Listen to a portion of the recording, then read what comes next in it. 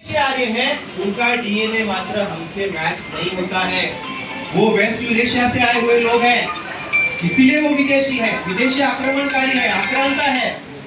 और इन आक्रमणकारी ब्राह्मणों ने क्या किया, हमारे देश में आकर हमारी जो सभ्यता थी, मानव सभ्यता को, सिंधु संस्कृति को नष्ट किया। और उन्होंने क्या किया, हमारे ऊपर मनुस्मृति थोप दी। अभी आप लोगों को पता होगा कि 25 दिसंबर 1927 को, अभी जो 25 दिसंबर गया, हम लोग दहन दिवस मनाते हैं, सभी लोग जानते हैं। अभी आप लोग सोचिए कि किताबों से प्यार करने वाले डॉक्टर भीमराव अंबेडकर जी, जिन्होंने किताबों के लिए महल बनाया, घर बनाया, वे अगर कोई किताब जला रहे हो तो आप लोग सोच सकते हैं कि उस किताब में कितना जहर भरा हो।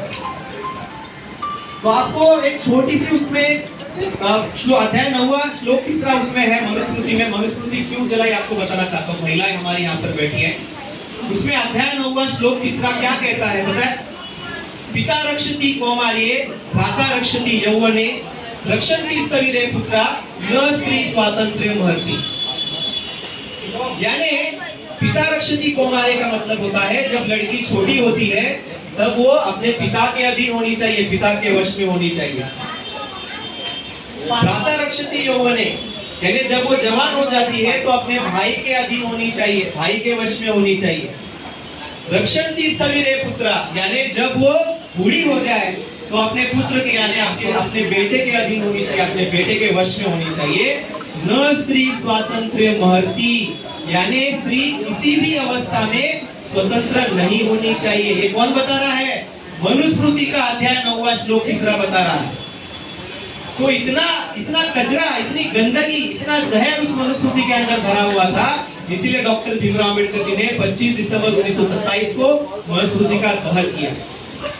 और इसीलिए साथियों, ये जो मनुस्मृति है, इसके आधार पर हमें मानसिक गुलाम बनाया गया। 4 वर्ण बनाए गए, ब्राह्मण, क्षत्रिय, वैश्य, शूद्र। और हम जो लोग हैं वो वर्ण बाह्य समाज है, जो उस वर्ण में भी नहीं आते, वर्ण बाह्य समाज है हम लोग। SC ST, schedule caste, schedule tribe, ये तो मैं बाबा साहब ने पहचान दी है, लेकिन वर्ण व्यवस्था में हमारी कोई पहचान नहीं। तो ब्राह्मण, क्षत्रिय, वैश्य, शूद्र। शूद्र यानी कौन है, हमारे शूद्र संघ के हमारे यहाँ पर वक्तागण बैठे हैं, प्रमुख अतिथि बैठे हैं। तो शूद्र माने कौन, शूद्र माने आज का ओबीसी। तो ओबीसी को शूद्र बनाकर उनसे ऊपर की 3 वर्णों की सेवा करवाई, हजारों सालों से मानसिक गुलाम बनाकर रखा।